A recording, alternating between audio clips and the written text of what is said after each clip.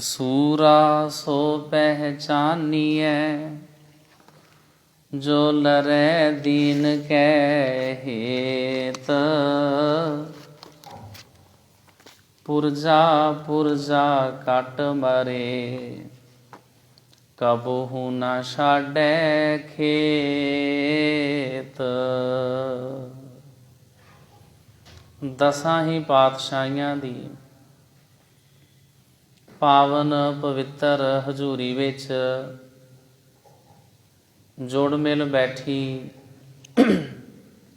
ਅਤੇ ਛੇਵੇਂ ਪਾਤਸ਼ਾਹ ਧੰਨ ਧੰਨ ਸ੍ਰੀ ਗੁਰੂ ਹਰਗੋਬਿੰਦ ਸਾਹਿਬ ਜੀ ਮਹਾਰਾਜ ਜੀ ਦੇ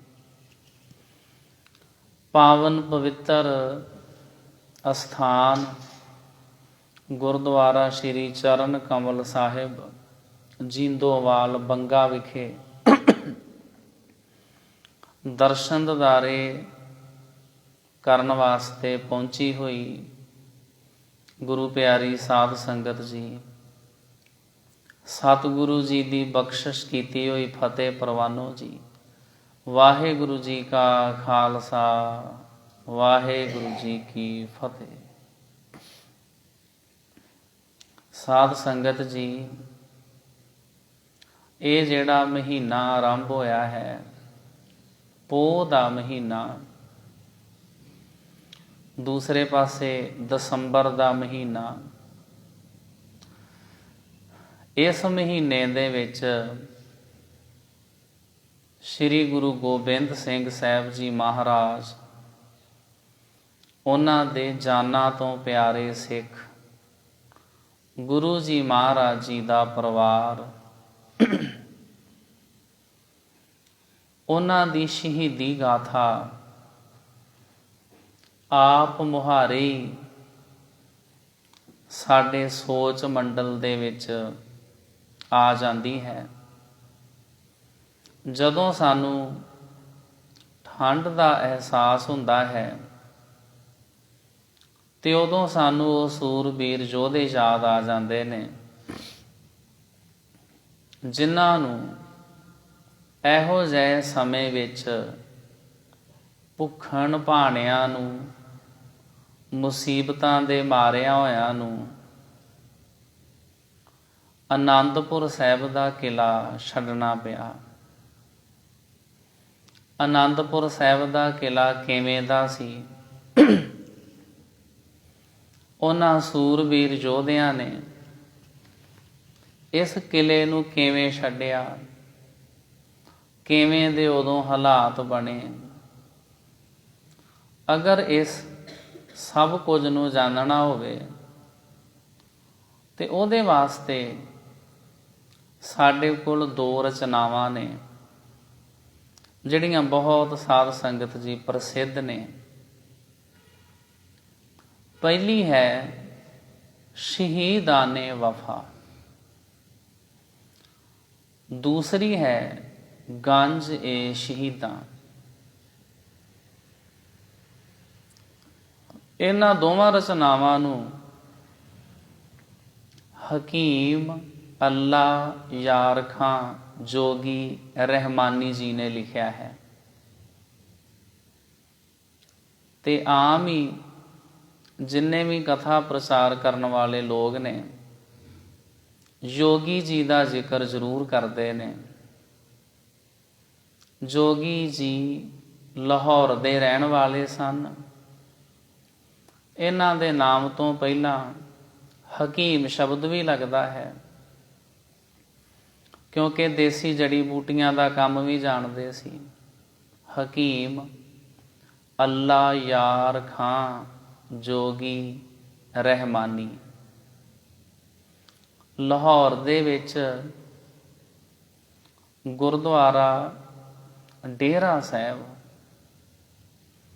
ਜਿੱਥੇ ਸ਼ਹੀਦਾਂ ਦੇ ਸਿਰਤਾਜ ਪੰਚਮ ਪਾਤਸ਼ਾਹ ਧੰਨ ਧੰਨ ਸ੍ਰੀ ਗੁਰੂ ਅਰਜਨ ਸਾਹਿਬ ਜੀ ਮਹਾਰਾਜ ਜੀ ਦੀ ਸ਼ਹਾਦਤ ਹੋਈ,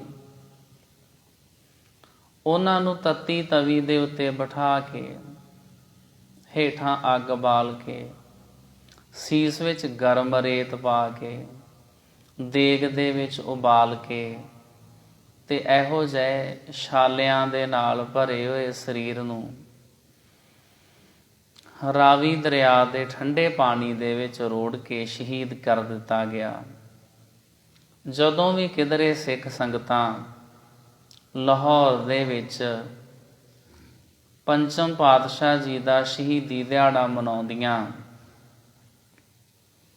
ਤੇ ਉੱਥੇ ਜੋਗੀ ਜੀ ਵੀ ਆਪਣੀ ਸ਼ਰਧਾ ਦੇ ਫੁੱਲ ਕਵਿਤਾ ਦੇ ਰੂਪ ਵਿੱਚ ਭੇਟ ਕਰਨ ਵਾਸਤੇ ਹਾਜ਼ਰ ਹੁੰਦੇ ਤੇ ਪੰਜਵੇਂ ਪਾਤਸ਼ਾਹ ਜੀ ਦੀ ਉਸ ਸ਼ਹੀਦੀ ਦੇ ਪ੍ਰਸੰਗ ਨੂੰ ਕਵਿਤਾ ਦੇ ਵਿੱਚ ਸੁਣਾਉਂਦੇ, ਜਿਸ ਦੇ ਨਾਲ ਸੰਗਤਾਂ ਦੀਆਂ ਅੱਖਾਂ ਨਮ ਹੋ ਜਾਂਦੀਆਂ। ਇਹ ਸਾਧ ਸੰਗਤ ਜੀ ਇੱਕ ਤਰਾਸਦੀ ਹੈ ਕਿ ਹੁਣ ਸਾਡੇ ਕੋਲ ਜੋਗੀ ਜੀ ਦੀ ਉਹ ਕਵਿਤਾ ਕਿਤੇ ਮਿਲਦੀ ਨਹੀਂ ਜਿਸ ਦੇ ਵਿੱਚ ਉਹਨਾਂ ਨੇ ਪੰਜਵੇਂ ਪਾਤਸ਼ਾਹ ਜੀ ਦੀ ਸ਼ਹਾਦਤ ਦਾ ਜ਼ਿਕਰ ਕੀਤਾ ਹੋਵੇ। ਜੋਗੀ ਜੀ ਨੂੰ ਨੈਸ਼ਨਲ ਪੋਇਟਰ ਦਾ ਖਿਤਾਬ ਵੀ ਪ੍ਰਾਪਤ ਹੈ, ਕੌਮੀ ਕਵੀ। ਸਾਧ ਸੰਗਤ ਜੀ, ਜਿਹੜਾ ਕੌਮੀ ਕਵੀ ਹੋਵੇ ਉਸਨੇ ਹੋਰ ਪਤਾ ਨਹੀਂ ਕਿੰਨੀਆਂ ਕੁ ਰਚਨਾਵਾਂ ਲਿਖੀਆਂ ਹੋਣਗੀਆਂ, ਪਰ ਸਾਡੇ ਸਿੱਖ ਸਮਾਜ ਦੇ ਵਿੱਚ ਜ਼ਿਆਦਾਤਰ ਇਹਨਾਂ ਦੀਆਂ ਦੋ ਹੀ ਰਚਨਾਵਾਂ ਪ੍ਰਸਿੱਧ ਹੋ ਸਕੀਆਂ ਨੇ, ਸ਼ਹੀਦਾਨੇ ਵਫਾ ਅਤੇ ਗਾਂਜੇ ਸ਼ਹੀਦਾਂ। ਇਹ ਵੀ ਜੋਗੀ ਜੀ ਨੂੰ ਸਿੱਖ ਸੰਗਤਾਂ ਨੇ ਬੇਨਤੀ ਕੀਤੀ ਸੀ। ਪਹਿਲੇ ਸਮੇਂ ਵਿੱਚ ਸਿੱਖ ਸੰਗਤਾਂ ਵਿੱਚ ਬਹੁਤ ਟਿਕਾਊ ਹੁੰਦਾ ਸੀ। ਕਈ ਵਾਰੀ ਸਾਰੀ ਰਾਤ ਦੀਵਾਨ ਸੱਜਦੇ ਰਹਿਣੇ, ਸਿੱਖ ਸੰਗਤਾਂ ਨੇ ਬੈਠਿਆਂ ਰਹਿਣਾ ਤੇ ਗੁਰੂ ਦਾ ਜਸ, ਸੂਰਬੀਰ ਯੋਧਿਆਂ ਦੀ ਕੁਰਬਾਨੀ ਨੂੰ ਸੁਣਦੇ ਰਹਿਣਾ। ਜਦੋਂ ਸੰਗਤਾਂ ਨੇ ਕਵੀ ਜੀ ਨੂੰ ਬੇਨਤੀ ਕੀਤੀ, ਜੀ ਤੁਸੀਂ ਜਿੱਥੇ ਸਾਨੂੰ ਪੰਜਵੇਂ ਪਾਤਸ਼ਾਹ ਦਾ ਸ਼ਹੀਦੀ ਪ੍ਰਸੰਗ ਕਵਿਤਾ ਦੇ ਰੂਪ ਵਿੱਚ ਸੁਣਾਉਂਦੇ ਹੋ, ਕਿਉਂਕਿ ਉਦੋਂ ਅਜੇ ਪਾਰਟੀਸ਼ਨ ਨਹੀਂ ਸੀ ਹੋਈ, ਇਹ ਗੱਲ 1947 ਤੋਂ ਪਹਿਲਾਂ ਦੀ ਹੈ, ਤੇ ਲੋਕੀ ਆਮ ਹੀ ਲਾਹੌਰ ਵਿੱਚ, ਪਾਕਿਸਤਾਨ ਤੇ ਉਦੋਂ ਬਣਿਆ ਕੋਈ ਨਹੀਂ ਸੀ, ਨਾ ਹਿੰਦੁਸਤਾਨ ਬਣਿਆ ਸੀ, ਤੇ ਲੋਕਾਂ ਨੇ ਆਮ ਹੀ ਉੱਥੇ ਲਾਹੌਰ ਚਲੇ ਜਾਇਆ ਕਰਨਾ ਪੰਜਵੇਂ ਪਾਤਸ਼ਾਹ ਦੇ ਸ਼ਹੀਦੀ ਦਿਹਾੜੇ ਤੇ। ਸਿੱਖ ਸੰਗਤਾਂ ਨੇ ਬੇਨਤੀ ਕੀਤੀ ਕਿ ਜੋਗੀ ਜੀ, ਅਗਰ ਤੁਸੀਂ ਸਾਡੇ ਤੇ ਕਿਰਪਾ ਕਰੋ ਤੇ ਸਾਨੂੰ ਕਵਿਤਾ ਦੇ ਰੂਪ ਵਿੱਚ ਛੋਟੇ ਸਾਹਿਬਜ਼ਾਦਿਆਂ ਦਾ ਇਤਿਹਾਸ ਸੁਣਾਓ। ਤੇ ਸਾਧ ਸੰਗਤ ਜੀ, ਉਸ ਅੱਲਾ ਦੀ ਨਿਆਮਤ, ਵਾਹਿਗੁਰੂ ਜੀ ਦੀ ਕਿਰਪਾ ਦਾ ਸਦਕਾ ਜੋਗੀ ਜੀ ਨੇ ਛੋਟੇ ਸਾਹਿਬਜ਼ਾਦਿਆਂ ਦਾ ਇਤਿਹਾਸ ਕਵਿਤਾ ਦੇ ਵਿੱਚ ਲਿਖਿਆ। ਉਸ ਦਾ ਨਾਮ ਰੱਖਿਆ ਸ਼ਹੀਦਾਨੇ ਵਫਾ, ਵਫਾ ਦੀ ਸ਼ਹੀਦੀ। ਕਿਵੇਂ ਉਹ ਨਿੱਕੀਆਂ ਨਿੱਕੀਆਂ ਮਾਸੂਮ ਜ਼ਿੰਦਾਂ ਧਰਮ ਤੋਂ ਆਪਣੀਆਂ ਜ਼ਿੰਦਗੀਆਂ ਕੁਰਬਾਨ ਕਰ ਗਈਆਂ। ਫਿਰ ਕਵੀ ਜੀ ਨੇ ਹਰ ਸਾਲ ਜਦੋਂ ਸਰਹੰਦ ਫਤਿਹਗੜ੍ਹ ਸਾਹਿਬ ਵਿਖੇ ਸ਼ਹੀਦੀ ਸਭਾ ਹੋਣੀ ਤੇ ਜੋਗੀ ਜੀ ਨੇ ਲਾਹੌਰ ਤੋਂ ਆਣ ਕੇ ਫਤਿਹਗੜ੍ਹ ਸਾਹਿਬ ਵਿਖੇ ਸਿੱਖ ਸੰਗਤਾਂ ਨੂੰ ਛੋਟੇ ਸਾਹਿਬਜ਼ਾਦਿਆਂ ਦੀ ਸ਼ਹੀਦੀ ਦਾ ਪ੍ਰਸੰਗ ਸੁਣਾਇਆ ਕਰਨਾ। ਸੰਗਤਾਂ ਜੋਗੀ ਜੀ ਦੀਆਂ ਅਤੀ ਰਿਣੀ ਹੁੰਦੀਆਂ, ਹਰ ਪੱਖ ਤੋਂ ਜੋਗੀ ਜੀ ਦੀ ਮਦਦ ਕਰਦੀਆਂ। ਰੁਪਏ, ਪੈਸੇ, ਧਨ ਦੌਲਤ ਦੁਆਰਾ ਬਹੁਤਾ ਜਾਣਨਾ ਹੋਵੇ ਤੇ ਸ਼੍ਰੋਮਣੀ ਗੁਰਦੁਆਰਾ ਪ੍ਰਬੰਧਕ ਕਮੇਟੀ ਵੱਲੋਂ ਜੋਗੀ ਜੀ ਦੀਆਂ ਦੋਨੋਂ ਰਚਨਾਵਾਂ ਪ੍ਰਕਾਸ਼ਿਤ ਕਰਕੇ, ਛਾਪ ਕੇ ਸੰਗਤਾਂ ਵਿੱਚ ਮੁਫਤ ਵੰਡੀਆਂ ਜਾਂਦੀਆਂ ਨੇ। ਉਹਦੇ ਵੀ ਸ਼ੁਰੂ ਵਿੱਚ ਦੱਸਿਆ ਹੋਇਆ, ਲਿਖਿਆ ਹੋਇਆ ਕਿ ਕਿਵੇਂ ਕਿਵੇਂ ਇਹ ਸਭ ਕੁਝ ਹੋਇਆ। ਜਦੋਂ ਸੰਗਤਾਂ ਨੇ ਛੋਟੇ ਸਾਹਿਬਜ਼ਾਦਿਆਂ ਦੀ ਸ਼ਹੀਦੀ ਦਾ ਇਤਿਹਾਸ ਸੁਣਿਆ, ਸੰਗਤਾਂ ਦੇ ਮਨ ਵਿੱਚ ਇੱਕ ਲਾਲਸਾ ਪੈਦਾ ਹੋਈ ਵੀ ਜੋਗੀ ਜੀ, ਜੇ ਤੁਸੀਂ ਇੱਕ ਕਿਰਪਾ ਹੋਰ ਕਰੋ, ਸਾਨੂੰ ਵੱਡੇ ਸਾਹਿਬਜ਼ਾਦਿਆਂ ਦਾ ਇਤਿਹਾਸ ਵੀ ਸੁਣਾਓ ਵੀ ਉਹਨਾਂ ਦੀ ਸ਼ਹਾਦਤ ਕਿਵੇਂ ਹੋਈ। ਕਿਉਂਕਿ ਪਰਮਾਤਮਾ ਜੀ ਨੇ ਤੁਹਾਡੀ ਕਲਮ ਦੇ ਵਿੱਚ ਤਾਕਤ ਬਖਸ਼ਿਸ਼ ਕੀਤੀ ਹੈ।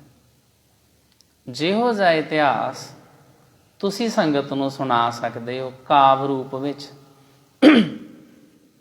ਇਹੋ ਜਿਹਾ ਕੋਈ ਹੋਰ ਨਹੀਂ ਸੁਣਾ ਸਕਦਾ। ਉਹਦੇ ਵਾਸਤੇ ਸਾਧ ਸੰਗਤ ਜੀ ਬਕਾਇਦਾ ਇੱਕ ਚਮਕੌਰ ਸਾਹਿਬ ਵਿਖੇ, ਉਹਦੇ ਵਾਸਤੇ ਸਾਧ ਸੰਗਤ ਜੀ ਚਮਕੌਰ ਸਾਹਿਬ ਵਿਖੇ ਬਕਾਇਦਾ ਇੱਕ ਮਾਰਫਤ ਕਮੇਟੀ ਬਣਾਈ ਗਈ। ਉੱਥੇ ਬਕਾਇਦਾ ਕਲੈਕਸ਼ਨ ਹੋਈ ਕਿ ਜੋਗੀ ਜੀ ਨੂੰ ਆਪਾਂ ਵੱਧ ਤੋਂ ਵੱਧ ਸਹਿਯੋਗ ਦੇਈਏ ਵੀ ਇਹ ਵੱਡੇ ਸਾਹਿਬਜ਼ਾਦਿਆਂ ਦਾ ਇਤਿਹਾਸ ਵੀ ਲਿਖਣ, ਚਾਹੇ ਉਹਦਾ ਛਪਾਈ ਦਾ ਕੰਮ ਹੋਵੇ। ਇਸ ਤਰ੍ਹਾਂ ਸਿੱਖ ਸੰਗਤਾਂ ਨੇ ਇਕੱਠਿਆਂ ਹੋ ਕੇ ਤੇ ਜੋਗੀ ਜੀ ਦੇ ਕੋਲੋਂ ਵੱਡੇ ਸਾਹਿਬਜ਼ਾਦਿਆਂ ਦੀ ਸ਼ਹਾਦਤ ਦਾ ਇਤਿਹਾਸ ਵੀ ਲਿਖਾਇਆ। ਜੋਗੀ ਜੀ ਨੇ ਇਹ ਦੋਨੋਂ ਮਰਸੀਏ ਲਿਖੇ। ਇਹਨੂੰ ਕਹਿੰਦੇ ਨੇ ਮਰਸੀਆ। ਮਰਸੀਆ ਦਾ ਅਰਥ ਹੁੰਦਾ ਵਾ ਸੋਗ ਦੀ ਕਵਿਤਾ। ਜਦੋਂ ਕੋਈ ਕਾਲ ਚਲਾਣਾ ਕਰ ਜਾਵੇ, ਜਿਵੇਂ ਆਪਣੇ ਸਮਾਜ ਵਿੱਚ ਜਦੋਂ ਕਿਸੇ ਦਾ ਭੋਗ ਹੋਵੇ, ਜਦੋਂ ਕਿਸੇ ਦੀ ਅੰਤਮ ਅਰਦਾਸ ਹੋਵੇ, ਉੱਥੇ ਦੋ ਸ਼ਬਦ ਬੋਲਦੇ ਨੇ। ਮੁਸਲਮਾਨਾਂ ਦੇ ਵਿੱਚ ਜਦੋਂ ਹਸਨ ਤੇ ਹੁਸੈਨ ਦੀ ਸ਼ਹੀਦੀ ਦੇ ਦਿਨ ਹੁੰਦੇ ਨੇ, ਉਹ ਲੋਕੀ ਉੱਥੇ ਮਰਸੀਆ ਪੜ੍ਹਦੇ ਨੇ। ਬੜੀ ਪਿਆਰੀ ਆਵਾਜ਼ ਦੇ ਵਿੱਚ ਸ਼ਰਧਾ ਦੇ ਫੁੱਲ ਭੇਂਟ ਕਰਦੇ ਨੇ, ਆਪਣੇ ਸ਼ਹੀਦਾਂ ਨੂੰ ਯਾਦ ਕਰ ਦਿੰਦੇ ਨੇ। ਉਹਨੂੰ ਕਹਿੰਦੇ ਨੇ ਸੋਗ ਦੀ ਕਵਿਤਾ। ਤੇ ਇਹ ਧਰਮ ਪ੍ਰਚਾਰ ਕਮੇਟੀ ਵੱਲੋਂ, ਸ਼੍ਰੋਮਣੀ ਕਮੇਟੀ ਵੱਲੋਂ ਸਾਡੇ ਸਿੱਖ ਸਮਾਜ ਦੇ ਉੱਤੇ ਇੱਕ ਬਹੁਤ ਵੱਡਾ ਪਰਉਪਕਾਰ ਕੀਤਾ ਗਿਆ ਵੀ ਉਹਨਾਂ ਦੋਨਾਂ ਕਵਿਤਾਵਾਂ ਨੂੰ ਸੋਧ ਕੇ ਤੇ ਸਿੱਖ ਸੰਗਤਾਂ ਤੱਕ ਪਹੁੰਚਾਇਆ ਗਿਆ। ਤੇ ਫਿਰ ਉਹ ਵੀ ਮੁਫਤ, ਤਾਂ ਕਿ ਇਹ ਜੋਗੀ ਜੀ ਦੀਆਂ ਦੋਨੇ ਜਿਹੜੀਆਂ ਰਚਨਾਵਾਂ ਨੇ ਸਿੱਖ ਸੰਗਤਾਂ ਦੇ ਘਰ ਘਰ ਪਹੁੰਚ ਸਕਣ ਤੇ ਸਾਡੇ ਸਿੱਖ ਲੋਕ ਛੋਟੇ ਸਾਹਿਬਜ਼ਾਦੇ ਅਤੇ ਵੱਡੇ ਸਾਹਿਬਜ਼ਾਦਿਆਂ ਦੀ ਸਾਧ ਸੰਗਤ ਜੀ ਜਿਹੜੀ ਸ਼ਹਾਦਤ ਹੈ ਉਸ ਦੇ ਬਾਰੇ ਜਾਣ ਸਕਣ। ਪਰ ਮੈਨੂੰ ਪਤਾ ਹੈ ਕਿ ਬੇਸ਼ੱਕ ਸਾਡੀਆਂ ਕਮੇਟੀਆਂ ਵੱਲੋਂ, ਧਰਮ ਪ੍ਰਚਾਰਕ ਸੰਸਥਾਵਾਂ ਵੱਲੋਂ ਕਈ ਉਦਮ ਕੀਤੇ ਜਾਂਦੇ ਨੇ, ਪਰ ਸਾਡੇ ਤੱਕ ਉਹ ਚੀਜ਼ਾਂ ਨਾ ਪਹੁੰਚਦੀਆਂ ਨੇ, ਨਾ ਅਸੀਂ ਉਹਨਾਂ ਨੂੰ ਪ੍ਰਾਪਤ ਕਰਨ ਦੇ ਇੱਛੁਕ ਹੁੰਦੇ ਹਾਂ। ਅਸੀਂ ਤੇ ਕਈ ਸਿੱਖ ਐਸੇ, ਉਹਨਾਂ ਨੇ ਅਜੇ ਤੱਕ ਰਹਿਤ ਮਰਿਆਦਾ ਹੀ ਨਹੀਂ ਪੜ੍ਹੀ। ਤੇ ਰਹਿਤ ਮਰਿਆਦਾ ਕੀ ਹੁੰਦੀ ਆ? ਕੋਲ ਮੋਬਾਈਲ ਹੁੰਦੇ ਨੇ, ਉਹਦੇ 'ਚ ਤੁਸੀਂ ਗੂਗਲ 'ਚ ਜਾ ਕੇ ਪੰਜਾਬੀ 'ਚ ਲਿਖ ਦਿਓ ਸ਼ਹੀਦਾਨੇ ਵਫਾ ਜਾਂ ਗੰਜੇ ਸ਼ਹੀਦਾਂ ਜਾਂ ਅੱਲਾ ਯਾਰ ਖਾਂ ਜੋਗੀ, PDF ਦੇ ਰੂਪ 'ਚ ਤੁਹਾਡੇ ਸਾਹਮਣੇ ਆ ਜਾਣਗੀਆਂ ਚੀਜ਼ਾਂ। ਉਹ ਡਾਊਨਲੋਡ ਕਰਕੇ ਜਿੱਥੋਂ ਮਰਜ਼ੀ ਤੁਸੀਂ ਉਹਦਾ ਪ੍ਰਿੰਟ ਆਊਟ ਕੱਢ ਸਕਦੇ ਹੋ। ਪਰ ਸਾਡੇ ਵਿੱਚ ਇਹੋ ਜਿਹੀ ਰੁਚੀ ਨਹੀਂ ਰਹੀ।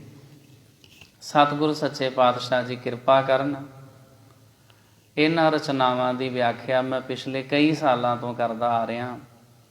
ਇਹ ਸ਼ੁਰੂ ਕੀਤੀ ਸੀ ਮੈਂ ਅੱਜ ਤੋਂ ਲਗਭਗ 5-7 ਸਾਲ ਪਹਿਲਾਂ ਗੁਰਦੁਆਰਾ ਸਾਹਿਬ ਬਾਗ ਸ਼ਹੀਦਾਂ ਬੁੜੈਲ ਸੈਕਟਰ 44 ਨੂੰ ਕਹਿੰਦੇ ਚੰਡੀਗੜ੍ਹ। ਉੱਥੇ ਸ਼ਹੀਦ ਸਿੰਘਾਂ ਦਾ ਸਥਾਨ ਆ। ਮੇਰੇ ਮਨ ਵਿੱਚ ਖਿਆਲ ਆਇਆ ਵੀ ਇਹ ਤੇ ਗੁਰੂ ਗੋਬਿੰਦ ਸਿੰਘ ਜੀ ਮਹਾਰਾਜ ਦੇ ਨਾਲ ਸੰਬੰਧਿਤ ਰਚਨਾਵਾਂ ਨੇ, ਤੇ ਜੇ ਇਹਨਾਂ ਦੀ ਵਿਆਖਿਆ ਗੁਰਦੁਆਰਾ ਨਾਢਾ ਸਾਹਿਬ ਪੰਚਕੂਲਾ ਹਰਿਆਣਾ, ਉੱਥੇ ਬਹੁਤ ਸੰਗਤਾਂ ਆਉਂਦੀਆਂ, ਉੱਥੇ ਕੀਤੀ ਜਾਵੇ।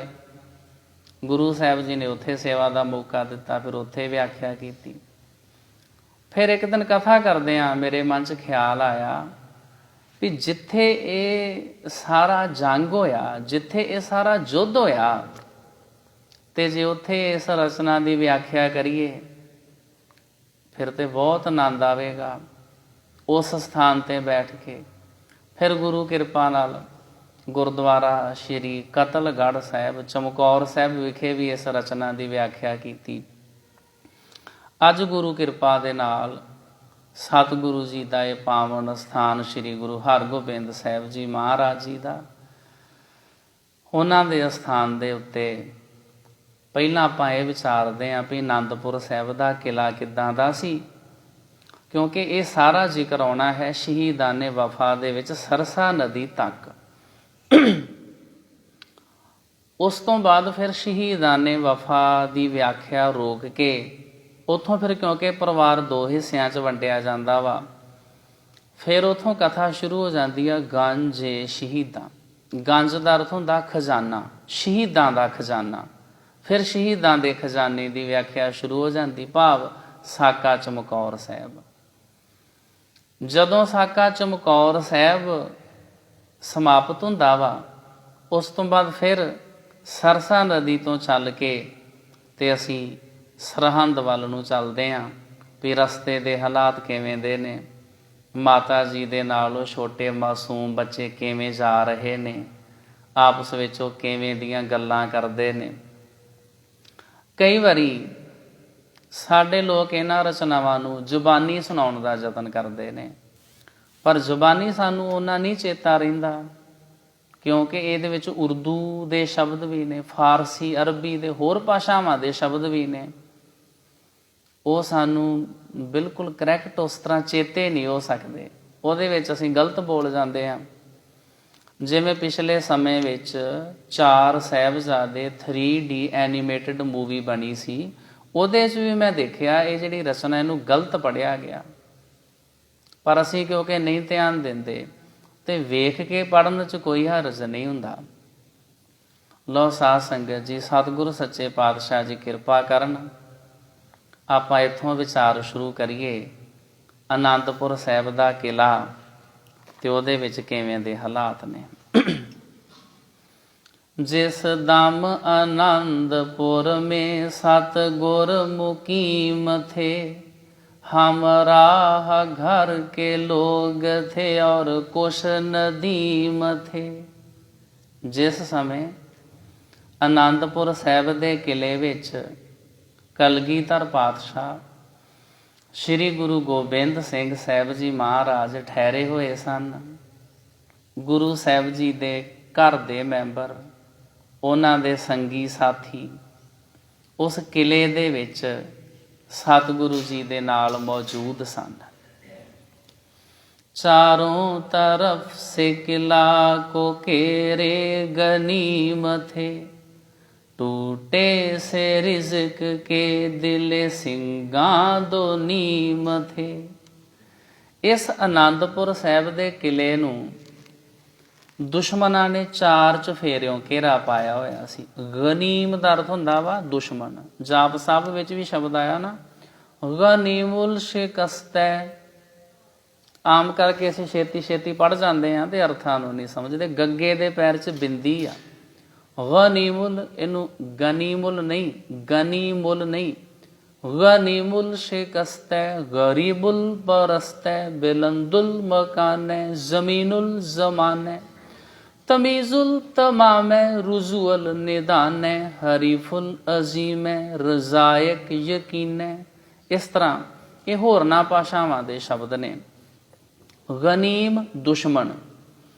ਦੁਸ਼ਮਣਾਂ ਨੇ ਆਨੰਦਪੁਰ ਸਾਹਿਬ ਦੇ ਕਿਲੇ ਨੂੰ ਘੇਰਾ ਪਾਇਆ ਹੋਇਆ ਸੀ ਤੇ ਜਿਹੜੇ ਉਸ ਕਿਲੇ ਵਿੱਚ ਸਿੰਘ ਸੀ, ਭੁੱਖੇ ਪਿਆਸੇ, ਨਾ ਉਹਨਾਂ ਦੇ ਕੋਲ ਖਾਣ ਵਾਸਤੇ ਕੋਈ ਚੰਗਾ ਭੋਜਨ ਸੀ। ਉਹਨਾਂ ਨੇ ਤੇ ਰੁੱਖਾਂ ਦੇ ਪੱਤੇ ਵੀ ਤੋੜ ਤੋੜ ਕੇ ਜਾਂ ਪਾਣੀ 'ਚ ਉਬਾਲ ਕੇ ਖਾਧੇ, ਰੁੱਖਾਂ ਦੀਆਂ ਛਿੱਲਾਂ ਵੀ ਖਾਧੀਆਂ। ਖਾਣ ਵਾਸਤੇ ਕੁਝ ਲੱਭਦਾ ਨਹੀਂ ਸੀ। ਕਈ ਵਾਰੀ ਘੋੜੇ ਵੀ ਬਿਮਾਰ ਹੋ ਜਾਣੇ, ਮਰ ਜਾਣੇ, ਭਾਵ ਜੋ ਵੀ ਲੱਭਣਾ, ਮਾਸ ਇਤਿਆਦਿਕ ਜੋ ਵੀ ਲੱਭਣਾ, ਸਿੰਘਾਂ ਨੇ ਖਾ ਕੇ ਆਪਣੇ ਪੇਟ ਦੇ ਵਿੱਚ ਬਲਦੀ ਭੁੱਖ ਦੀ ਅੱਗ ਨੂੰ ਸ਼ਾਂਤ ਕੀਤਾ। 2 ਨੀਮ ਥੇ, ਸਿੰਘੇ ਦਿਲਾਂ 2 ਨੀਮ ਥੇ। ਬਹੁਤਿਆਂ ਦੇ ਵਿੱਚੋਂ ਦਿਲ ਟੁੱਟੇ ਵੀ ਹੋਏ ਸੀ। ਵੀ ਇਹ ਅਨੰਦਪੁਰ ਸਾਹਿਬ ਦੇ ਕਿਲੇ ਨੂੰ ਘੇਰਾ ਕਿੰਨਾ ਕੁ ਚਿਰ ਪਿਆ ਰਹੇਗਾ। ਕੀ ਅਸੀਂ ਕਦੇ ਵਾਪਸ ਆਪਣੇ ਘਰਾਂ ਨੂੰ ਜਾ ਨਹੀਂ ਸਕਾਂਗੇ? ਇਸ ਤਰ੍ਹਾਂ ਬਹੁਤ ਤੰਗੀਆਂ ਪਰੇਸ਼ਾਨੀਆਂ ਦੇ ਵਿੱਚ ਫਿਰ ਇਤਿਹਾਸ ਦੇ ਵਿੱਚ ਬਿਦਾਵੇ ਦਾ ਜ਼ਿਕਰ ਵੀ ਆਉਂਦਾ। ਕੁਝ ਇੱਕ ਨੇ ਸਲਾਹ ਕੀਤੀ, ਸਤਿਗੁਰੂ ਸੱਚੇ ਪਾਤਸ਼ਾਹ ਜੀ ਅਨੰਦਪੁਰ ਸਾਹਿਬ ਦਾ ਕਿਲਾ ਛੱਡੋ। ਗੁਰੂ ਸਾਹਿਬ ਜੀ ਨੇ ਕਿਹਾ ਨਹੀਂ, ਤੁਸੀਂ ਕੁਝ ਸਮਾਂ ਅਜੇ ਰੁਕੋ, ਅਜੇ ਅਸੀਂ ਵਿਚਾਰ ਵਟਾਂਦਰਾ ਕਰਦੇ ਹਾਂ, ਤੁਸੀਂ ਸਬਰ ਰੱਖੋ। ਵਿੱਚੋਂ ਕੋਈ ਬਹੁਤੇ ਕਾਲੇ ਸੀ, ਉਹ ਕਹਿੰਦੇ ਮਹਾਰਾਜ ਸੱਚੇ ਪਾਤਸ਼ਾਹ ਔਰ ਕਿੰਨਾ ਕੁ ਸਮਾਂ ਅਸੀਂ ਸਬਰ ਕਰੀਏ, ਤੁਸੀਂ ਖੌਰੇ ਇੱਥੇ ਡੇਰੇ ਲਾਈ ਰੱਖਣੇ ਨੇ। ਇਸ ਤਰ੍ਹਾਂ ਦੋ ਨੀਮ ਦਾ ਅਰਥ ਹੁੰਦਾ ਦੋ ਟੋਟੇ। ਕਈਆਂ ਦੇ ਦਿਲ ਟੁੱਟੇ ਹੋਏ ਸੀ, ਮਾਯੂਸ ਵੀ ਵਿੱਚੋਂ ਕੀ ਹੋ ਗਏ, ਕਿਉਂਕਿ ਸਾਰੇ ਇੱਕੋ ਜਿਹੇ ਨਹੀਂ ਹੁੰਦੇ। ਕਈ ਤੇ ਹਮੇਸ਼ਾ ਚੜ੍ਹਦੀ ਕਲਾ 'ਚ ਰਹਿੰਦੇ ਨੇ ਤੇ ਕਈ ਥੋੜ੍ਹਾ ਜਿਹਾ ਕੋਈ ਦੁੱਖ ਤਕਲੀਫ ਆਵੇ ਘਬਰਾ ਜਾਂਦੇ ਨੇ। ਘੇਰਾ ਵੀ ਤੇ ਕਿੰਨਾ ਲੰਬਾ ਪੈ ਗਿਆ ਸੀ, 7 ਮਹੀਨੇ, ਕਿੰਨਾ ਲੰਬਾ ਸਮਾਂ ਹੁੰਦਾ।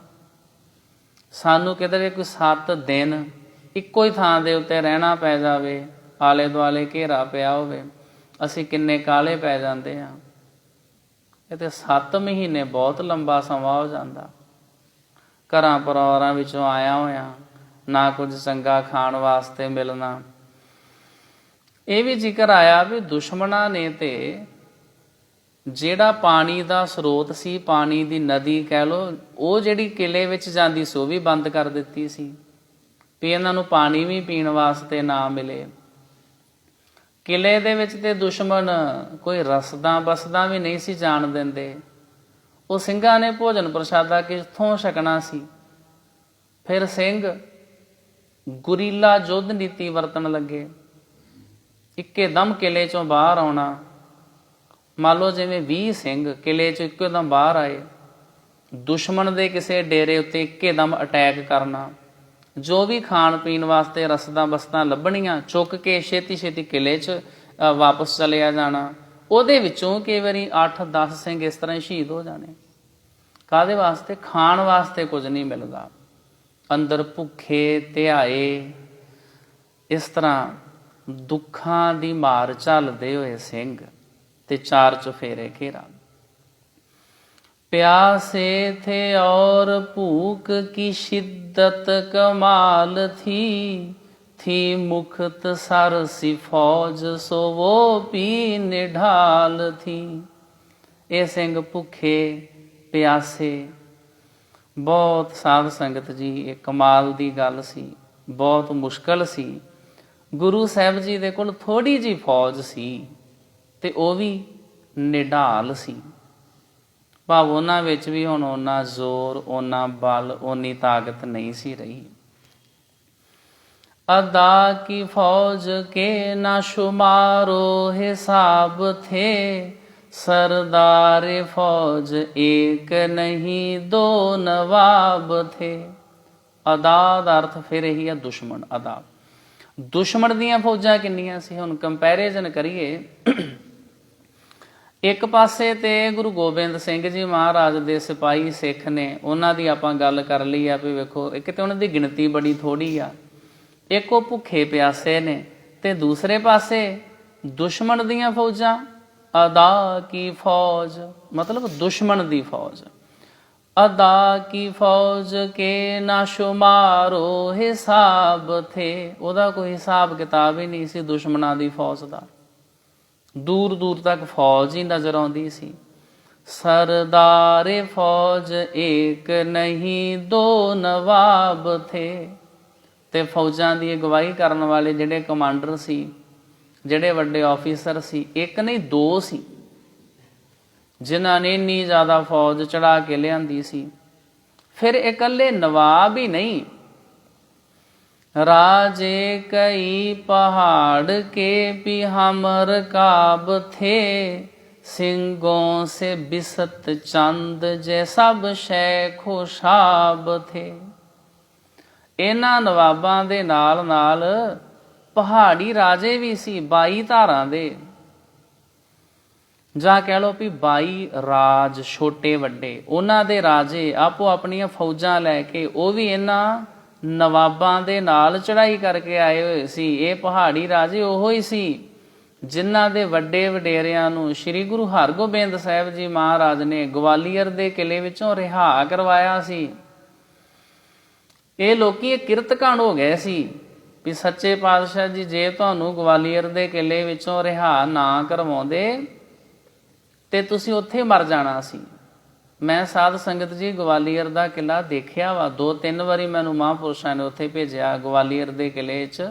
ਉੱਥੋਂ ਦੇ ਦੇਸ਼ ਵਾਸੀਆਂ ਨੂੰ ਹਿੰਦੀ 'ਚ ਕਥਾ ਕਰਕੇ ਸੁਣਾਉਣ ਵਾਸਤੇ ਮਹਾਂਪੁਰਸ਼ਾਂ ਨੇ ਕਿਹਾ ਕਰਨਾ, ਉੱਥੇ ਉਹਨਾਂ ਨੂੰ ਹਿੰਦੀ 'ਚ ਕਥਾ ਕਰਕੇ ਸੁਣਾ ਕੇ ਆਓ। ਦੇਸ਼ ਵਾਸੀ ਕਹਿੰਦੇ ਜਿਹੜੇ ਉਧਰ ਦੀ ਬੋਲੀ ਜਾਣਦੇ ਨਾ ਉਹ। ਤੇ ਗਵਾਲੀਅਰ ਦਾ ਕਿਲਾ ਬਹੁਤ ਵੱਡਾ ਵਾ। ਉਹ ਜਿਹੜੇ ਬਗਾਵਤ ਕਰਦੇ ਸੀ ਉਹਨਾਂ ਨੂੰ ਉਸ ਕਿਲੇ 'ਚ ਛੱਡ ਆਉਂਦੇ ਸੀ। ਉੱਥੇ ਉਹਨਾਂ ਨੂੰ ਖਾਣਾ ਪੀਣਾ ਚੰਗਾ ਨਹੀਂ ਸੀ ਦਿੱਤਾ ਜਾਂਦਾ। ਉਹਨਾਂ ਦੇ ਭੋਜਨ ਦੇ ਵਿੱਚ ਥੋੜਾ ਜ਼ਹਿਰ ਮਿਲਾ ਕੇ ਦਿੱਤਾ ਜਾਂਦਾ ਸੀ ਤਾਂ ਕਿ ਥੋੜਾ ਜ਼ਹਿਰ ਖਾ ਕੇ ਇਸ ਤਰ੍ਹਾਂ ਹੀ ਮਰ ਜਾਣ, ਖਤਮ ਹੋ ਜਾਣ। ਤੇ 6ਵੇਂ ਪਾਤਸ਼ਾਹ ਜੀ ਨੇ ਇਹਨਾਂ ਤੇ ਪਰਉਪਕਾਰ ਕੀਤਾ, ਇਹਨਾਂ ਨੂੰ ਰਿਹਾ ਕਰਵਾਇਆ। ਕੱਲਾ ਰਿਹਾ ਹੀ ਨਹੀਂ ਕਰਵਾਇਆ, ਜਹਾਂਗੀਰ ਨੂੰ ਕਿਹਾ ਇਹ ਜਿਹੜੇ ਰਾਜੇ ਨੇ ਇਹ ਵਿਚਾਰੇ ਰਾਜ ਕਰਦੇ ਰਹੇ ਨੇ ਤੇ ਹੁਣ ਬਾਹਰ ਜਾ ਕੇ ਕੋਈ ਮਿਹਨਤ ਮਜ਼ਦੂਰੀ ਥੋੜੀ ਕਰਨਗੇ, ਏਦਾਂ ਕਰੋ ਇਹਨਾਂ ਨੂੰ ਰਾਜ ਵੀ ਇਹਨਾਂ ਦੇ ਵਾਪਸ ਕਰ ਦਿਓ। ਇਹ ਹੁਣ ਤੋਂ ਬਾਅਦ ਬਗਾਵਤ ਨਹੀਂ ਕਰਨਗੇ, ਤੁਹਾਡੇ ਅਨੁਸਾਰ ਚੱਲਣਗੇ। ਤੇ 6ਵੇਂ ਪਾਤਸ਼ਾਹ ਜੀ ਦੇ ਕਹਿਣ ਤੇ ਬਾਦਸ਼ਾਹ ਜਹਾਂਗੀਰ ਨੇ ਇਹਨਾਂ ਪਹਾੜੀ ਰਾਜਿਆਂ ਨੂੰ ਇਹਨਾਂ ਦੇ ਰਾਜ ਵਾਪਸ ਕਰ ਦਿੱਤੇ ਸੀ। ਅੱਗੇ ਉਹਨਾਂ ਦੇ ਪੁੱਤਰ ਪੋਤਰੇ ਜਿਹੜੇ ਉਹ ਕਿਰਤਕਾਂਡ ਹੋ ਗਏ ਸੀ। ਗੁਰੂ ਹਰਗੋਬਿੰਦ ਸਾਹਿਬ ਜੀ ਮਹਾਰਾਜ ਨੇ ਰਿਹਾ ਕਰਵਾਇਆ। ਇਹਨਾਂ ਨੇ ਗੁਰੂ ਹਰਗੋਬਿੰਦ ਸਾਹਿਬ ਜੀ ਮਹਾਰਾਜ ਜੀ ਦੇ ਪੋਤਰੇ ਗੁਰੂ ਗੋਬਿੰਦ ਸਿੰਘ ਜੀ ਮਹਾਰਾਜ ਨੂੰ ਘੇਰਾ ਪਾ ਲਿਆ। ਗੁਰੂ ਹਰਗੋਬਿੰਦ ਸਾਹਿਬ ਜੀ ਮਹਾਰਾਜ ਦੇ ਗੁਰੂ ਗੋਬਿੰਦ ਸਿੰਘ ਜੀ ਪੋਤਰੇ ਸਨ, ਕਿਉਂਕਿ ਗੁਰੂ ਹਰਗੋਬਿੰਦ ਸਾਹਿਬ ਜੀ ਮਹਾਰਾਜ ਦੇ ਸਾਰਿਆਂ ਨਾਲੋਂ ਛੋਟੇ ਸਪੁੱਤਰ ਸ੍ਰੀ ਗੁਰੂ ਤੇਗ ਬਹਾਦਰ ਸਾਹਿਬ ਜੀ ਮਹਾਰਾਜ ਤੇ ਗੁਰੂ ਤੇਗ ਬਹਾਦਰ ਸਾਹਿਬ ਜੀ ਦੇ ਸਪੁੱਤਰ ਸ੍ਰੀ ਗੁਰੂ ਗੋਬਿੰਦ ਸਿੰਘ ਸਾਹਿਬ ਜੀ ਮਹਾਰਾਜ ਪੋਤਰੇ ਤੇ 4 ਸਾਹਿਬਜ਼ਾਦੇ ਗੁਰੂ ਹਰਗੋਬਿੰਦ ਸਾਹਿਬ ਜੀ ਮਹਾਰਾਜ ਜੀ ਦੇ ਪੜਪੋਤਰੇ। ਉਹਨਾਂ ਦੀ ਕਥਾ ਆਪ ਸੰਗਤਾਂ ਸਰਵਣ ਕਰਦੇ ਪਏ ਹੋ। ਤੇ ਪਹਾੜੀ ਰਾਜੇ ਵੀ ਨਾਲ ਰਲ ਗਏ। ਰਾਜੇ ਕਈ ਪਹਾੜ ਕੇ ਵੀ ਹਮ ਰਕਾਬ ਥੇ, ਹਮ ਰਕਾਬ ਨਾਲ ਚੜੇ ਹੋਏ, ਨਾਲ ਦੇ ਸਾਥੀ ਬਣ ਗਏ ਇਹਨਾਂ ਨਵਾਬਾਂ ਦੇ। ਸਿੰਘੋਂ ਸੇ ਬਿਸਤ ਚੰਦ। ਤੇ ਸਾਧ ਸੰਗਤ ਜੀ ਇਹਨਾਂ ਦੀ ਗਿਣਤੀ ਕਿੰਨੀ ਸੀ? ਬਿਸਤ ਚੰਦ 20 ਗੁਣਾ। ਬਿਸਤ ਚੰਦ ਮਤਲਬ ਇਹਨਾਂ ਦੀ ਗਿਣਤੀ ਸਿੰਘਾਂ ਦੇ ਨਾਲੋਂ ਵੀ 20 ਗੁਣਾ ਜ਼ਿਆਦੀ ਸੀ। ਸਿੰਘੋਂ ਸੇ ਬਿਸਤ ਚੰਦ ਜੇ ਸਭ ਸ਼ੈਖ ਉਹ ਸ਼ਾਬ ਥੇ। ਸ਼ੈਖ ਬੁੱਢੇ ਤੇ ਸ਼ਾਬ ਜਵਾਨ। ਦੁਸ਼ਮਣ ਦੀਆਂ ਫੌਜਾਂ ਵਿੱਚ ਬਜ਼ੁਰਗ ਵੀ ਸੀ ਜਿਨ੍ਹਾਂ ਨੇ ਕਈ ਜੰਗਾਂ ਦੇ ਵਿੱਚ ਮੁਕਾਬਲੇ ਕੀਤੇ ਸੀ, ਜੰਗ ਦੇ ਐਕਸਪਰਟ ਸੀ ਕਈ ਬਜ਼ੁਰਗ ਨਵਾਬ। ਇਹਨਾਂ ਦੇ ਵਿੱਚੋਂ ਕਈ ਜਵਾਨ ਵੀ ਸੀ। ਸਿੱਖੋਂ ਕੀ ਆਰਜੂ ਥੀ ਕੇ ਲੜ ਕਰ ਸ਼ਹੀਦ ਹੋ, ਸਤ ਗੁਰ ਜੇ ਸੋਚ ਤੇ ਥੇ ਨਾ ਜ਼ਾਇਆ ਮੁਰੀਦ ਹੋ। ਕਦੇ ਕਦੇ ਇਸ ਘੇਰੇ ਵਿੱਚ ਤੰਗ ਪਰੇਸ਼ਾਨ ਹੋਏ ਸਿੰਘ ਗੁਰੂ ਗੋਬਿੰਦ ਸਿੰਘ ਜੀ ਮਹਾਰਾਜ ਨੂੰ ਬੇਨਤੀ ਕਰਦੇ, ਸੱਚੇ ਪਾਤਸ਼ਾਹ ਜੀ ਆਰ ਪਾਰ ਦੀ ਲੜਾਈ ਕਰੀਏ। ਇਹ ਮਹਾਰਾਜ ਕਿਹੜੀ ਮੁਸੀਬਤ ਨੂੰ ਫੜੇ ਹੋਏ ਆ, ਕਿੰਨਾ ਕੁ ਚਿਰ ਕਿਲੇ ਦੇ ਵਿੱਚ ਘੇਰੇ ਰਵਾਂਗੇ। ਆਪ ਜੀ ਏਦਾਂ ਕਰੋ, ਕਿਲੇ ਦਾ ਦਰਵਾਜ਼ਾ ਖੁਲਵਾ ਦਿਓ, ਜੰਗ ਕਰਕੇ ਸ਼ਹੀਦ ਹੋ ਜਾਈਏ। ਇਹ ਸਿੰਘਾਂ ਦੀ ਆਰਜ਼ੂ ਡਿਜ਼ਾਇਰ ਸੀ। ਸਿੱਖੋਂ ਕੀ ਆਰਜ਼ੂ ਥੀ ਕੇ ਲੜ ਕਰ ਸ਼ਹੀਦ ਹੋ, ਸਤ ਗੁਰ ਜੇ ਸੋਚ ਤੇ ਥੇ ਨਾ ਜ਼ਾਇਆ ਮੁਰੀਦ ਹੋ। ਪਰ ਸਤਿਗੁਰੂ ਜੀ ਉਹਨਾਂ ਸਿੱਖਾਂ ਨੂੰ ਬਚਾਉਣਾ ਚਾਹੁੰਦੇ ਸੀ। ਸਤਿਗੁਰੂ ਜੀ ਚਾਹੁੰਦੇ ਸੀ ਵੀ ਇਹ ਸਾਡੇ ਸਿੱਖ ਸਾਡੇ ਪੁੱਤਰਾਂ ਤੋਂ ਵੀ ਪਿਆਰੇ ਨੇ, ਸਾਡੇ ਤੋਂ ਜਾਨਾਂ ਕੁਰਬਾਨ ਕਰ ਦੇਣ ਵਾਲੇ ਨੇ। ਅਸੀਂ ਇਹਨਾਂ ਨੂੰ ਜ਼ਾਇਆ ਨਹੀਂ ਕਰਨਾ, ਅਸੀਂ ਇਹਨਾਂ ਨੂੰ ਵਿਅਰਥ ਨਹੀਂ ਗਵਾਉਣਾ। ਇਹ ਬਹੁਤ ਬੇਸ਼ਕੀਮਤੀ ਨੇ। ਇਹ ਖਾਲਸਾ ਮੇਰੋ ਰੂਪ ਹੈ ਖਾਸ, ਖਾਲਸੇ ਮੈਂ ਹੋ ਕਰੋ ਨਿਵਾਸ। ਕਿੱਦਾਂ ਕਿਲੇ ਦਾ ਦਰਵਾਜ਼ਾ ਖੋਲ੍ਹ ਦਈਏ ਅਤੇ ਕਿੱਦਾਂ ਇਹਨਾਂ ਨੂੰ ਜ਼ਾਇਆ ਕਰ ਦਈਏ, ਇਹਨਾਂ ਨੂੰ ਵਿਅਰਥ ਗਵਾ ਦਈਏ, ਇਹਨਾਂ ਲਾਲਾਂ ਨੂੰ, ਇਹਨਾਂ ਹੀਰਿਆਂ ਗੁਰਸਿੱਖ ਯੋਧਿਆਂ ਨੂੰ। ਇੱਦਾਂ ਨਹੀਂ ਕਰ ਸਕਦੇ।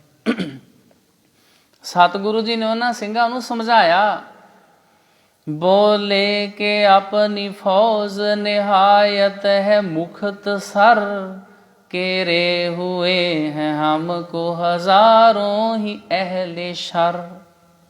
गुरु साहब जी बोले, कहन लगे गुरु के योधिओ, अपनी फौज की गिनती थोड़ी आ ते दुश्मन जिन्हां ने घेरा पाया वा अहले शर, ਇਹਦਾ अर्थ है शरारती लोग। ਜਿਹੜੇ शरारती लोगों ने सानू घेरा पाया, इन्हां दी गिनती हज़ारां दे विच आ ते साडी फौज ते बहुत थोड़ी आ। छोड़ेंगे अपने आप को दुश्मन के रहम पर, उसमें भी अपनी इज्जत अजमत का है खतर। जे असीं अपने आप नूं दुश्मन दे रहम दे उत्ते छड्ड दईए भी चलो दरवाज़ा खोल देने ते इत्थों निकल के किसी होर पासे जांदे आ, ते ये लोकी इन्ने एहसान फरामोश ने, इन्ने जालम ने, इन्हां ने सानू इत्थों कोई सुखी सांदी जान थोड़ी देना भी जे किला छड्ड के जांदे ने भी ठीक चले जाओ। इन्हां दे रहम दे उत्ते असीं अपने आप नूं छड्ड के भी अपने आप नूं इन्हां दे रहम दे उत्ते छड्ड के किले दे विचों निकल के इस तरह भी नहीं जा सकते। छोड़ेंगे अपने आप को दुश्मन के रहम पर, उसमें भी अपनी इज्जत अजमत का है खतर। ਇਹਦੇ ਵਿੱਚ ਵੀ ਸਾਨੂੰ ਆਪਣੀ ਇੱਜ਼ਤ ਦਾ ਖਤਰਾ ਵਾ।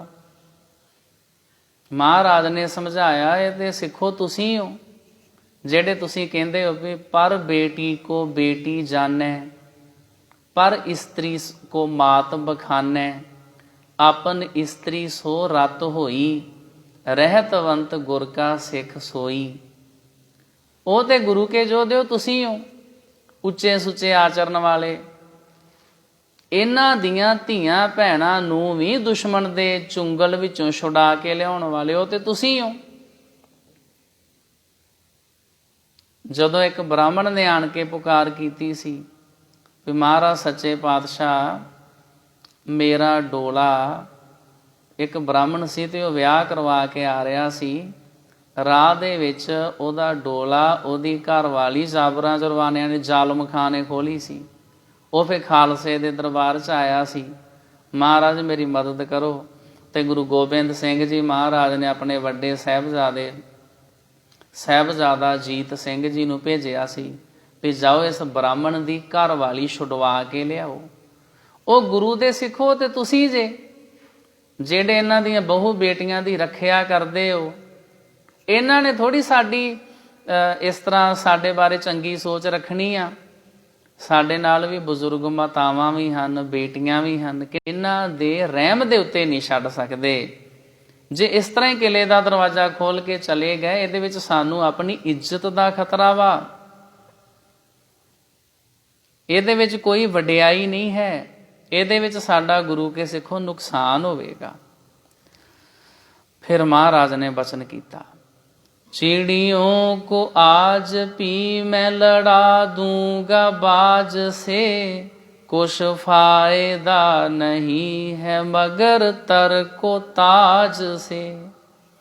ਮਹਾਰਾਜ ਨੇ ਬਚਨ ਕੀਤਾ, ਸਾਨੂੰ ਇਸ ਗੱਲ ਦੇ ਉੱਤੇ ਵੀ ਵਿਸ਼ਵਾਸ ਆ ਵੀ ਗੁਰੂ ਕੇ ਯੋਧਿਓ, ਬੇਸ਼ੱਕ ਤੁਸੀਂ ਭੁੱਖੇ ਪਿਆਸੇ ਚਿੜੀਆਂ ਦੇ ਸਮਾਨ ਹੋ, ਪਰ ਤਾਂ ਵੀ ਤੁਸੀਂ ਇੰਨੇ ਵੱਡੇ ਹੌਸਲੇ ਰੱਖਦੇ ਹੋ ਵੀ ਤੁਸੀਂ ਬਾਜ਼ ਦੇ ਨਾਲ ਭਿੜ ਸਕਦੇ ਹੋ।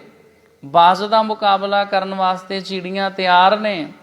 ਗੁਰੂ ਦੇ ਸਿੱਖ ਯੋਧੇ ਭੁੱਖੇ ਪਿਆਸੇ ਕਈ ਦਿਨਾਂ ਦੇ ਜਾਬਰ ਜਰਵਾਣੇ, ਜਿਹੜੇ ਚੰਗੀਆਂ ਖੁਰਾਕਾਂ ਖਾਂਦੇ, ਪੂਰਾ ਆਰਾਮ ਕਰਦੇ, ਬਿਲਕੁਲ ਸਰੀਰ ਕਰਕੇ ਤੰਦਰੁਸਤ, ਉਹਨਾਂ ਦਾ ਮੁਕਾਬਲਾ ਕਰਨ ਵਾਸਤੇ ਤੁਸੀਂ ਤਿਆਰ ਹੋ। ਪਰ ਤਾਂ ਵੀ ਅਜੇ ਇਹ ਫੈਸਲਾ ਅਸੀਂ ਨਹੀਂ ਕਰਦੇ, कुछ फायदा नहीं है मगर तरको ताज से। तरको ताज से ਦਾ ਮਤਲਬ ਆ ਛੱਡ ਕੇ ਨੱਸ ਜਾਣ ਵਿੱਚ ਕੋਈ ਫਾਇਦਾ ਨਹੀਂ। ਅਜੇ ਅਸੀਂ ਨਹੀਂ ਜਾ ਸਕਦੇ, ਅਜੇ ਇੱਦਾਂ ਦਾ ਫੈਸਲਾ ਗੁਰੂ ਕੇ ਸਿੱਖੋ ਨਹੀਂ ਲੈ ਸਕਦੇ।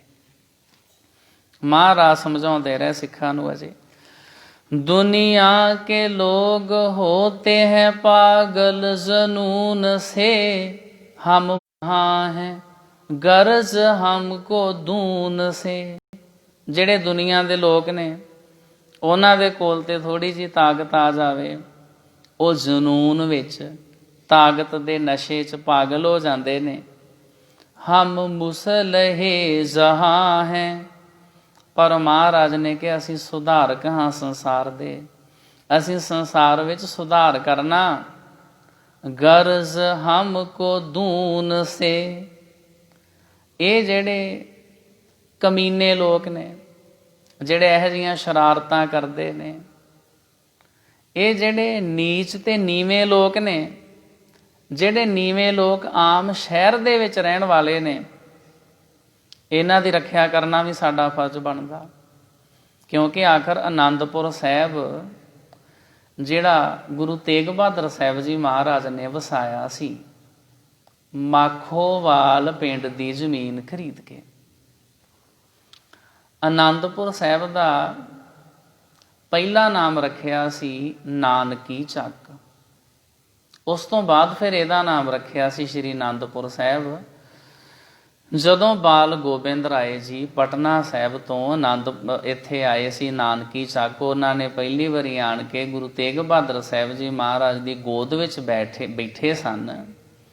ਤੇ ਜਿਵੇਂ ਕੋਈ ਨਿੱਕਾ ਜਿਹਾ ਬੱਚਾ ਆਪਣੇ ਪਿਤਾ ਦੀ ਗੋਦ 'ਚ ਬੈਠੇ ਤੇ ਪਿਤਾ ਜੀ ਨੂੰ ਉਹ ਕੁਝ ਨਾ ਕੁਝ ਸੁਣਾਉਂਦਾ, ਤੇ ਬਾਲ ਗੋਬਿੰਦ ਰਾਏ ਜੀ ਨੇ ਆਪਣੇ ਪਿਤਾ ਗੁਰੂ ਤੇਗ ਬਹਾਦਰ ਸਾਹਿਬ ਜੀ ਦੀ ਗੋਦੀ ਵਿੱਚ ਬੈਠ ਕੇ ਆਨੰਦ ਸਾਹਿਬ ਦਾ ਪਾਠ ਸੁਣਾਇਆ ਸੀ। 9ਵੇਂ ਪਾਤਸ਼ਾਹ ਜੀ ਬਹੁਤ ਪ੍ਰਸੰਨ ਹੋਏ ਸੀ। ਉਹਨਾਂ ਨੇ ਬਚਨ ਕੀਤਾ ਸੀ, ਪੁੱਤਰ ਤੇਰੀ ਇਸ ਪਿਆਰੀ ਮਿੱਠੀ ਰਸਨਾ ਤੋਂ ਆਨੰਦ ਸਾਹਿਬ ਜੀ ਦਾ ਪਾਠ ਸੁਣ ਕੇ ਸਾਨੂੰ ਬਹੁਤ ਆਨੰਦ ਆਇਆ। ਇਹ ਤੇ ਨੀਚ ਤੇ ਕਮੀਨੇ ਲੋਕ ਨੇ, ਇਹਨਾਂ ਨੇ ਕੋਈ ਕੀਤੇ ਹੋਏ ਬਚਨਾਂ ਦੇ ਉੱਤੇ ਪੂਰਾ ਥੋੜ੍ਹਾ ਉਤਰਨਾ ਹੈ। ਪਰ ਅਸੀਂ ਸੁਧਾਰਕ ਹਾਂ, ਅਸੀਂ ਸੰਸਾਰ ਦਾ ਫਾਇਦਾ ਕਰਨਾ ਹੈ। ਜਿਵੇਂ ਦੇ ਇਹ ਕੰਮ ਕਰਦੇ ਅਸੀਂ ਐਵੇਂ ਦੇ ਕੰਮ ਨਹੀਂ ਕਰਨੇ। ਕਿਆ ਫਾਇਦਾ ਹੈ ਹਿੰਦੂ ਮੁਸਲਮ ਕੇ ਖੂਨ ਸੇ, बेहतर है इज्तिनाब ही कारे ज़बून से।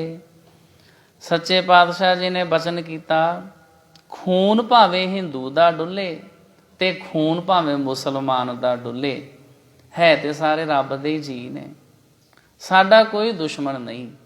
ਵੇਖੋ ਗੁਰੂ ਗੋਬਿੰਦ ਸਿੰਘ ਜੀ ਮਹਾਰਾਜ ਦੀ ਸੋਚ ਕੈਸੀ ਸੀ। ਸਭ ਕੋ ਮੀਤ ਹਮ ਆਪਨ ਕੀਨਾ, ਸਾਰੇ ਸਾਡੇ ਮਿੱਤਰ ਨੇ, ਅਸੀਂ ਨਹੀਂ ਕਿਸੇ ਦੇ ਦੁਸ਼ਮਣ। ਇਹ ਲੋਕ ਜਾਣ ਬੁੱਝ ਕੇ ਸਾਡੇ ਦੁਸ਼ਮਣ ਬਣੇ ਨੇ, ਸਾਡੇ ਸਾਰੇ ਮਿੱਤਰ ਹੀ ਨੇ।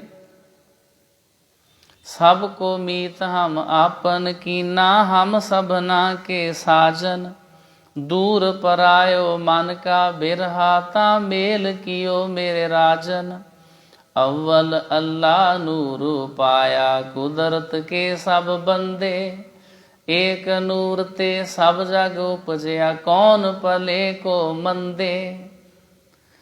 क्या फायदा है हिंदू मुस्लिम के खून से। ਇਹਦੇ ਸਾਡਾ ਕੀ ਫਾਇਦਾ ਹੋਵੇਗਾ ਜੇ ਕੋਈ ਹਿੰਦੂਆਂ ਦਾ ਮੁਸਲਮਾਨਾਂ ਦਾ ਕਿਸੇ ਦਾ ਵੀ ਖੂਨ ਡੁੱਲੇ।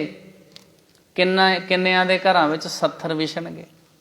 ਕਿਸੇ ਦਾ ਇਸ ਜੰਗ 'ਚ ਭਰਾ ਮਾਰਿਆ ਜਾਏਗਾ, ਕਿਸੇ ਦਾ ਪੁੱਤਰ ਮਾਰਿਆ ਜਾਏਗਾ, ਕਿਸੇ ਦਾ ਘਰ ਵਾਲਾ ਮਾਰਿਆ ਜਾਏਗਾ। ਕਿੰਨਾ ਖੂਨ ਵਹਾਅ ਕਰਕੇ ਉਹ ਆਨੰਦਪੁਰ ਸਾਹਿਬ ਦੇ ਕਿਲ੍ਹੇ ਵਿੱਚ ਪਿਛਲੇ 7 ਮਹੀਨਿਆਂ ਤੋਂ ਬੈਠੇ ਸੀ। ਮਹਾਰਾਜ ਜੰਗ ਨਹੀਂ ਸੀ ਕਰਨਾ ਚਾਹੁੰਦੇ। इतने में इतला हुई कासदिक आया है। ਇੰਨੇ ਚਿਰ ਨੂੰ ਸਾਧ ਸੰਗਤ 'ਚ ਇੱਕ ਪਹਿਰੇਦਾਰ ਸੁਨੇਹਾ ਲੈ ਕੇ ਆਇਆ। ਉਹਨੇ ਆਣ ਕੇ ਕਿਹਾ ਜੀ ਇੱਕ ਕਾਸਿਦ ਆਇਆ ਹੈ। ਕਾਸਿਦ ਦਾ ਮਤਲਬ ਹੁੰਦਾ ਜੀ ਸੰਦੇਸ਼ਾ ਲਿਆਉਣ ਵਾਲਾ। ਇੱਕ ਕੋਈ ਬੰਦਾ ਆਇਆ ਜੀ, ਉਹ ਸੁਨੇਹਾ ਲੈ ਕੇ ਆਇਆ। ਸੱਚੇ ਪਾਤਸ਼ਾਹ ਜੀ सरहंद के नवाब का पैगाम लाया है। एक जी एलची आया, एक सुनेहा लैके आया बंदा, ते सरहंद दे सूबेदार नवाब वजीर खान दा पैगाम लैके आया तुहाडे वास्ते। फरमाए सतगुरु इसे लाओ हमारे पास, जे पाके हुक्म तुरत गया उठ के एक दास। सच्चे पातशाह ने कहा ठीक है, इनू आउण दिओ, लै आओ दरबार विच। कलगीधर पातशाह जी दा हुक्म सुन के ते जिहड़ा सेवक सी उठ के गया ओनू लियाउण वास्ते। लाया सफीर जिस पे था छाया हुआ हिरास, दीवान खालसों का जो देखा गया हवास। सफीर, सफीर दा अर्थ भी आ एलची, ਉਹ ਜਿਹੜਾ ਪੈगाम ਲੈ ਕੇ ਆਇਆ ਸੀ। ਜਦੋਂ ਨੂੰ ਲਿਆਏ ਨਾ ਜੀ, ਲਾਇਆ ਸਫੀਰ ਜਿਸ ਪੈ ਥਾ ਛਾਇਆ ਹੁਆ ਹਿਰਾਸ, ਉਹਦੇ ਉੱਤੇ ਹਿਰਾਸ ਛਾਇਆ ਹੋਇਆ ਸੀ। ਹਿਰਾਸ ਦਾ ਅਰਥ ਹੁੰਦਾ ਡਰ, ਖੌਫ। ਉਹ ਡਰਿਆ ਹੋਇਆ, ਉਹਦੇ ਦਿਲ ਵਿੱਚ ਖੌਫ ਸੀ। ਕਿਹੜੀ ਗੱਲ ਦਾ? दीवान खालसों का जो देखा गया हवास। ਜਦੋਂ ਉਹਨੇ ਆਣ ਕੇ ਖਾਲਸੇ ਦਾ ਲੱਗਾ ਹੋਇਆ ਦੀਵਾਨ ਵੇਖਿਆ, ਉਹਦੇ ਤੇ ਹੋਸ਼ ਹੀ ਉੱਡ ਗਏ ਵੀ ਮੈਂ ਤੇ ਸੋਚਿਆ ਸੀ ਵੀ ਪਤਾ ਨਹੀਂ ਡਿੱਗੇ ਢੱਠੇ ਕਿਵੇਂ ਦੇ ਹੋਣਗੇ, ਇਹ ਤੇ ਕਿਲੇ 'ਚ ਚੜ੍ਹਦੀ ਕਲਾ ਵਿੱਚ ਬੈਠੇ ਨੇ, ਐਨ ਸ਼ਸਤਰ ਸਜਾ ਕੇ ਤਿਆਰ। ਇਹ ਕਥਾ ਵਿਚਾਰ ਆਪ ਸੰਗਤਾਂ ਕੱਲ੍ਹ ਦੇ ਦੀਵਾਨਾਂ ਵਿੱਚ ਸਰਵਣ ਕਰੋਗੇ। ਅੱਜ ਦੇ ਵਕਤ ਇਤਨੀਆਂ ਬੇਨਤੀਆਂ ਪ੍ਰਵਾਨ ਕਰਨੀਆਂ। ਇਹ ਕਥਾ ਕਾਫੀ ਲੰਬੀ ਹੈ। ਅਗਰ ਤੁਸੀਂ ਕਿਸੇ ਨੇ ਪਹਿਲਾਂ ਸੁਣਨੀ ਹੋਵੇ ਵੀ ਕੱਲ੍ਹ ਨੂੰ ਜਾਂ ਬਾਅਦ 'ਚ ਨਹੀਂ ਸਮਾਂ ਲੱਗਦਾ, ਵੀ ਘਰੇ ਰੋਟੀ ਪਾਣੀ ਪਕਾਉਂਦਿਆਂ ਸਫ਼ਰ ਦੌਰਾਨ ਕਿਧਰੇ ਸੁਣਨੀ ਹੋਵੇ, ਇਹ ਸਾਰੀ ਕਥਾ ਕਰਕੇ ਸ਼ਹੀਦਾਨੇ ਵਫਾ ਅਤੇ ਗੰਜ ਸ਼ਹੀਦਾਂ ਦੀ ਇਹ ਗੂਗਲ ਡਰਾਈਵ ਦੇ ਉੱਤੇ ਅਪਲੋਡ ਕੀਤੀ।